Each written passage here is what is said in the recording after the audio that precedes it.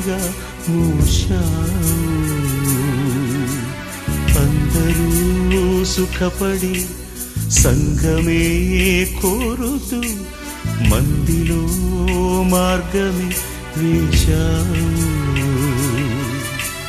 బతికిన నాడు బాసటగా పోయిన నాడు ఊరటగా అభిమానం అనురాగం సాటేది.